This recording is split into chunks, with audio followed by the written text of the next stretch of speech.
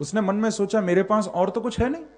जिस कंबल को ओढ़ रहा था उसको थोड़ा साइड में रख दिया और दूसरी तरफ पलट के ऐसा दिखाने लगा मैं सो रहा हूं। फकीर ने सोचा कि ये आया है। जब दुनिया के द्वार सबके लिए बंद हो जाते हैं, दुनिया के द्वार से जब कुछ मिलता नहीं है, फकीर कहता है मेरे दरवाजे पर यदि कोई आएगा तो चाहे कुछ भी लेकर जाए पर खाली नहीं जाएगा, लेकर ही जाएगा। कंबल एक तरफ कर दिया जिससे इसको सहूलियत हो जाए, ये ले जाए। अब वो चोर भी देख रहा था कि इसने कंबल एक और कर दिया इतनी ठंड में और दूसरी ओर मुंह करके सो रहा है। चोर ने समझा कहीं मेरे लिए जाल तो नहीं बिछा रहा, क्या पता मैं आगे बढ़ूं पकड़ ले मुझे, हो सकता है ये कोई जाल हो, कोई तरकीब हो। तो वो घबरा गया, उसकी हिम्मत नहीं हुई कंबल उठाने की। फकीर को हिलते डुलते देख लिया था। उसने वापस अपने पैर बाहर की ओर किए और निकलने लगा। फकीर ने देखा कि ये तो जा रहा है मेरे दरवाजे से खाली हाथ। फकीर उठ के भागा और दरवाजे के सामने खड़ा हो गया। बोले तुम नहीं जा सकते। चोर ने कहा मुझे पहले ही पता थी तुम जाग रहे हो, तुम मेरे लिए जाल बिछा रहे हो। फकीर ने कहा मैं तेरे लिए जाल नहीं बिछा रहा, मैं कह रहा हूं कि तू जा नहीं सकता। कब तक? बोले जब तक कंबल नहीं उठाएगा। कंबल उठा और निकल यहां से। उस चोर ने कहा मैं अब तक तुमको फकीर समझ रहा था, अब मेरी समझ में आ गया तुम कोई पागल भी हो। अपना कंबल इतनी ठंड में, और मैं देख रहा हूं कुटिया में कंबल के सिवा तुम्हारे पास कुछ नहीं, फिर भी मुझे दे रहे हो। बोले तू ले जा। जब बार बार जिद करने लगे तो उस चोर ने कंबल उठाया, वो लेकर कंबल जाने लगा। फकीर ने कहा कि रुक थोड़ा, मुझे धन्यवाद तो देकर जा, कंबल दे रहा हूं तुझे। वो बोला कि मैं धन्यवाद नहीं देता, मैं तो चोरी करता हूं। फकीर ने पकड़ लिया, धन्यवाद दिए बिना तुझे जाने नहीं दूंगा यहां से। तो उसने कह दिया जान छुटाई अपनी, धन्यवाद। कंबल लेकर भाग गया। वो थोड़ी दूर ही गया था, राजा के नौकरों ने उसे पकड़ लिया, चोर को। बड़ा ध्यान से सुनना। राजा के नौकर पकड़ के उसको ले गए, क्योंकि उसने पहले भी चोरियां की थी। और आज नौकरों ने राजा के कंबल लेकर भागते हुए देख लिया उसको। वो पकड़ के राजा के पास ले गए। राजा ने कहा कि तुरंत उस फकीर को बुलाओ, वो गवाही देगा और इसको हम सजा सुनाएंगे जिसके यहां से कंबल चुराया है। राजा ने फकीर को बुलवाया, उसको पूछा कि क्या ये आपके यहां से कंबल चुरा के भागा? फकीर ने कहा कि किसने आपको बोला ये कंबल चुरा के भागा? बोले हमने निकलते देखा आपकी कुटिया से इसको, हमारे नौकर तभी तो पकड़ के लाए। बोले नहीं, ये कंबल चुरा के नहीं भागा, ये कंबल लेकर भागा, क्योंकि ये मुझे धन्यवाद देकर भागा था। और चोर धन्यवाद देकर नहीं जाता, चोर तो लेकर भाग जाता है। इतना सुनते ही वो चोर फकीर के चरणों में गिर गया और बोला कि अब मैं समझा आपने मुझसे धन्यवाद क्यों कहलवाया, क्योंकि आप मुझे चोर से इंसान बनाना चाहते थे। इंसान वो है जो कुछ ले तो धन्यवाद भी दे, चोर वो है जो छीन ले, चुरा ले। प्रेम से कहो श्री राधे। कहने का अभिप्राय बंधु, हम लोग इस बात को अच्छी तरह समझ लें कि संत साधु भक्त अपने जैसा ही बनाते हैं सबको। उनको चोर में भी चोर दिखाई नहीं देता, वो साधु ही देखते हैं। लेकिन हम लोगों के अंदर चोर बैठा है, हम लोगों के अंदर ईर्ष्या बैठी है, हम लोगों के अंदर द्वेष बैठा है, इसलिए हमें सामने वाला भी वैसा ही लगता है, क्योंकि कमी हमारे अंदर है। बहुत से लोग कहते हैं कि महाराज ये ईमानदार है इसलिए दुनिया इसको ठग लेती है। लोग कहते हैं ये बहुत इनोसेंट है, बड़ा सीधा साधा है, ये कभी कोई गलत काम नहीं करता, दुनिया इसको ठग लेती है। पर ध्यान रखना, जो भोला होगा, जो ईमानदार होगा, उसको कभी कोई नहीं ठग सकता। ध्यान रखना, जो ईमान का पक्का होगा उसे कोई नहीं ठग सकता। कोई ठग भी ले तो उसे मालूम भी नहीं चलेगा। जो अंदर से वास्तविकता में इंसान है, जिसके अंदर छल कपट नहीं है, उसको चाहे कोई ठग ले, उसको मालूम भी नहीं चलेगा। और जिसको मालूम चल गया कि अरे इसने तो मुझे लूट लिया, इसका मतलब अभी उसमें भी कुछ कमियां हैं। ईमानदार को कौन ठग सकता है? ये बहुत बड़ी कहावत है अरब में कि ईमानदार को कोई नहीं ठग सकता। ठग भी ले तो ईमानदार को मालूम नहीं चलेगा, क्योंकि उसका ईमान पक्का है। वो जानता ही नहीं छल होता क्या है, वो जानता ही नहीं कपट किसको कहते हैं। लेकिन आज हम स्वयं भी छल रहे हैं, छले जा रहे हैं, और दूसरों को भी सिखा रहे हैं कि ऐसे छला करो, ऐसे लूटा करो। जैसे मैंने सुना एक छोटा सा बच्चा, उसने कुछ गलत कर दिया होगा, तो उसके जो पिता थे वो पुलिस डिपार्टमेंट में थे। उसके पिता ने बच्चे को पकड़ा, खूब डांटा कि तेरी ये काम करने की हिम्मत कैसे हुई, तूने ये काम किया तो कैसे किया, इतनी हिम्मत कैसे हो गई, तू जानता नहीं मैं तेरा पिता हूं, तुझे ये नहीं मालूम मैं पुलिस में हूं। बच्चे ने जेब से 500 की नोट निकाली और कहा पिताजी ये लो और मामला रफा दफा करो, ज्यादा डांटने की जरूरत नहीं है, क्योंकि उसने देखा है पिता को यही करते हुए। प्रेम से कहो श्री राधे। आप जैसा करोगे आप औरों को भी वैसा ही बनाओगे, इसीलिए संत अपने आचरण से औरों को अपने जैसा बना लेते हैं। तो नारद जी महाराज ने यही बात कही कि व्यास जी, संतों की कृपा हम पर ऐसी हुई कि हम ब्रह्मा के पुत्र बन गए। ये प्रभु के नाम का प्रभाव है, संतों की कृपा का प्रभाव है। चतुश्लोकी का उपदेश किया व्यास जी को, भागवत लिखने की प्रेरणा दी है। और फिर सूत जी कह रहे हैं कि ब्रह्म नद्याम सरस्वत्याम आश्रमः पश्चिमे तटे सम्याप्राश इति प्रोक्त ऋषिणाम सत्रवर्धनः। नारद जी की प्रेरणा से वेदव्यास जी ने सरस्वती नदी के किनारे अपने सम्याप्राश आश्रम में बैठकर बहुत पवित्र मन से भागवत जी को लिखा है। 18,000 श्लोक, 335 अध्याय, 12 स्कंद। ये दिव्य ग्रंथ लिखने के बाद शुकम अध्यापयामास, श्री सुखदेव जी महाराज को भागवत का उपदेश किया।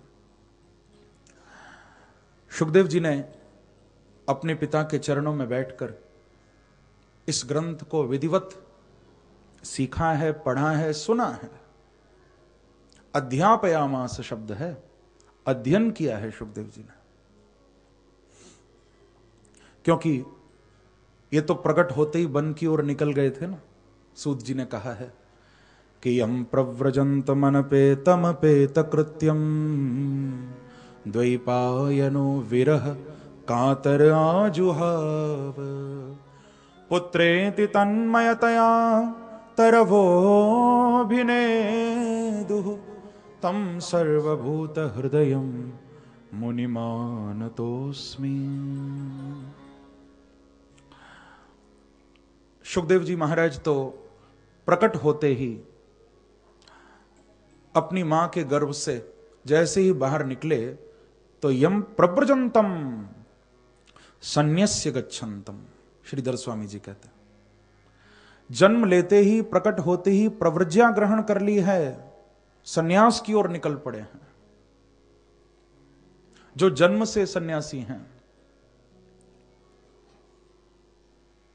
अपेत कृत्यम, जिनके अभी कोई भी संस्कार नहीं हुए, जात कर्म संस्कार, नालोच्छेदन संस्कार, कुछ भी नहीं हुआ, लेकिन उनको जरूरत भी नहीं है किसी संस्कार की।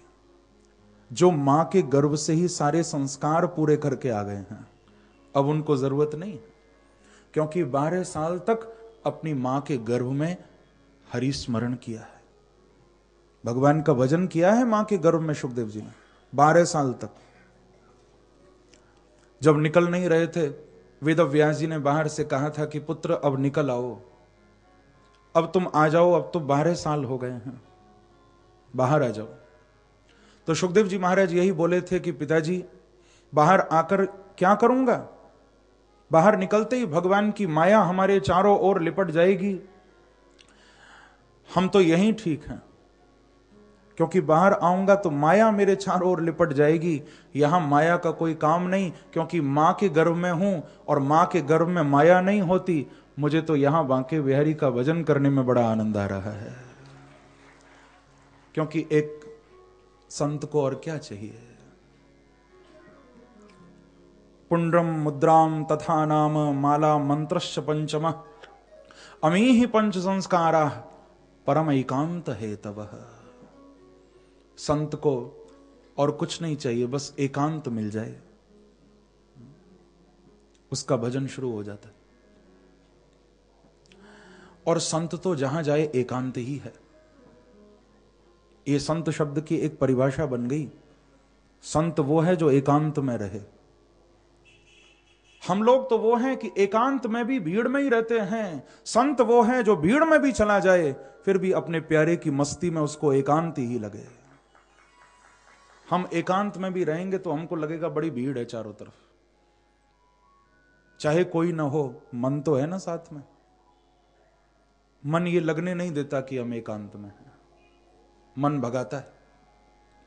और संत वो है जो भीड़ में भी क्यों न चला जाए, उसके लिए एकांत ही है। तो सुखदेव जी ने 12 वर्ष भजन किया अपनी मां के गर्भ में। भजन करके 12 वर्ष व्यतीत किए। जब वन की ओर दौड़ रहे थे, प्रव्रज्या लेकर भाग रहे हैं। अच्छा, ऐसा भी नहीं है कि कोई प्रतिकूल वातावरण हो तो सुखदेव जी घर छोड़ के भाग रहे हों। हम लोग घर कब छोड़ते हैं? जब घर हमारे अनुकूल नहीं रह जाता। जब घर वाले हमारे अनुकूल नहीं रह जाते तो लोग घर छोड़ते हैं। प्रतिकूल वातावरण होता है तो लोग कहते हैं अब चलो घर छोड़ के। लेकिन सुखदेव जी के लिए क्या प्रतिकूल था? मीरा के लिए प्रतिकूलताएं थी। मीरा के लिए तो बहुत सारी परेशानियां थीं, बहुत सारी प्रतिकूलताएं। देवर से इतने कष्ट मिल रहे थे कि कोई वर्णन नहीं कर सकता। मीरा के पति ने कष्ट नहीं दिए, देवर ने कष्ट दिए थे बहुत। पति की मृत्यु हो गई थी अल्पकाल में। देवर ने बड़ा सताया था, भजन नहीं करने दिया। एक दिन मीराबाई की जो नंद हैं, देवर ने उनको भेजा। उनका नाम था उदाबाई, मीरा की नंद थी।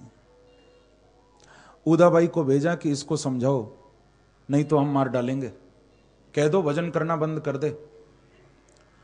उदाबाई अच्छी थी, उन्होंने आकर समझाया कि मीरा तू भजन करना छोड़ दे। राणा जी रूठ जाएंगे, राणा जी नाराज हो जाएंगे और फिर न जाने तेरे साथ क्या हो जाए, छोड़ दे भजन करना। पर मीराबाई कहती हैं कि राणा रूठ जाएगा तो मेरा क्या कर लेगा? कि बाई राणा जी रूठे तो मारो काए करसी। उदाबाई, यदि राणा रूठ भी जाए तो मेरा क्या कर लेगा? हो बाई राणा जी रूठे तो मारो काए करसी, लेकिन मारो गिरधर रूठ न जाए, हाय मारो गोविंद रूठ न जाए। राणा जी रूठ भी जाएं तो मेरा क्या बिगाड़ लेंगे, लेकिन मेरे गोविंद न रूठ जाएं कहीं। यदि मैं सत्संग छोड़ दूंगी, यदि मैं हरि भजन छोड़ दूंगी तो मेरे गिरधर रूठ जाएंगे। राणा जी के रूठने की मुझे कोई चिंता नहीं। कि बाला मैं बैरागण होंगी, बाला मैं बैरागण होंगी, जाभे साम्हारो गिरधर रिझे, जाभे साम्हारो गिरधर रिझे, मैं तो सोई भैंस धरूंगी, हाँ मैं तो सोई भैंस धरूंगी, बाला मैं बैरागण होंगी। मीरा ने कह दिया कि जिस प्रकार से मेरे गिरधर रीझें, मैं वो ही भेष धरूंगी, मैं वो ही करूंगी जो मेरे ठाकुर जी को प्रिय हो। मुझे संसार से मतलब नहीं है। जीवन वही है जो जीवन परमात्मा को रिझाने में समर्थ हो। दुनिया को रिझा रहा है जो जीवन, वो जीवन जीवन नहीं है। तो सुखदेव जी महाराज भी, इन्होंने, ये तो इतने बड़े महापुरुष हो गए। मीरा जैसी भक्ताओं ने तो फिर भी भैया प्रतिकूल वातावरण में गृह त्याग किया, सुखदेव जी ने तो अनुकूलता में भी छोड़ दिया। और वहां क्या कमी थी? वेद व्यास जी के आश्रम में तो चारों ओर वेद ध्वनि हो रही है, वहां चारों ओर हरि चर्चा, पुराणों की चर्चा, उपनिषदों का पारायण, स्वाध्याय, यही चल रहा है। लेकिन ऐसी परिस्थिति में भी गृह त्याग कर दिया। यह सच्चा त्याग है। निकल पड़े थे पीछे पीछे, वेद व्यास जी आवाज भी लगा रहे थे, पुत्रेति पुत्रेति पुत्रेति, फिर भी नहीं सुनी आवाज।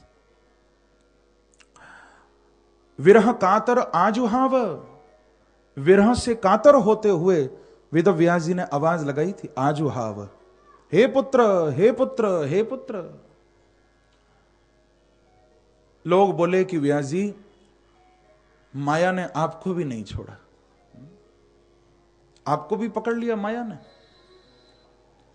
संसार के लोगों को तो अपने बाल बच्चों के पीछे भागते देखा, लेकिन वेदों को लिखने वाले, पुराणों को लिखने वाले, त्याग की शिक्षा देने वाले, निरासक्त भाव से जीना सिखाने वाले ऐसे महान लेखक, महान तपस्वी, भगवत स्वरूप श्री वेद व्यास जी अपने बेटे के पीछे भाग रहे हैं। अरे आप यदि अपने बेटे के पीछे भागोगे तो संसार के लोग भागें तो इसमें क्या बुराई है? प्रेम से कहो श्री राधे। आप भाग रहे हो अपने पुत्र के पीछे। वेद व्यास जी बोले कि भैया मैं इसलिए नहीं भाग रहा हूं कि सुखदेव मेरा पुत्र है, हम तो इसलिए भाग रहे हैं, ये तो साक्षात बांके बिहारी का रूप है, तो इसका एक क्षण का भी सत्संग यदि मुझे प्राप्त हो जाएगा तो मेरा जीवन भी धन धन्य हो जाएगा। मैं इसलिए नहीं भाग रहा हूं कि ये मेरे बेटे हैं, मैं इसलिए भाग रहा हूं ये तो भगवत स्वरूप है, मैं इनका सत्संग चाहता हूं, इनका संग मुझे मिल जाए। ऐसे परमवीत राग सुखदेव जी। रास्ते में जब भाग रहे थे ना वेद व्यास जी, तो वहां मार्ग में एक श्लोक में भागवत में संकेत है इस प्रसंग का। मार्ग में कुछ देवांगनाएं स्नान कर रही थी। जब सुखदेव जी महाराज वहां से निकले तो सुखदेव जी के निकलने पर उन्होंने वस्त्र नहीं पहने थे, वो स्नान करती रही। और पीछे से व्यास जी जब निकले, पीछे पीछे सुखदेव जी के जब व्यास जी निकले तो तुरंत उन्होंने वस्त्र पहन लिया। तो वेद व्यास जी ने उनको पूछा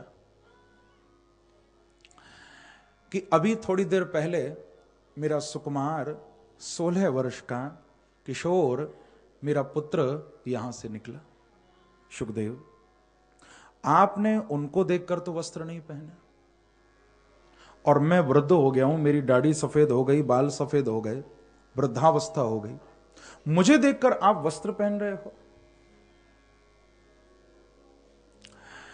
तो उन देवांगनों ने यही उत्तर दिया कि व्यास जी, आप में और आपके पुत्र सुखदेव में बस यही अंतर है कि आपकी जो दृष्टि है वो देह दृष्टि है और सुखदेव जी की जो दृष्टि है वो देव दृष्टि है। आपको मालूम है कि हम स्त्री हैं, आप पुरुष हो, लेकिन सुखदेव जी को इतना भी होश नहीं कि कौन स्त्री है कौन पुरुष है। प्रेम से कहो श्री राधे। न तो सुतस्य विविक्त दृष्टे, उनकी देह दृष्टि नहीं है, देव दृष्टि है।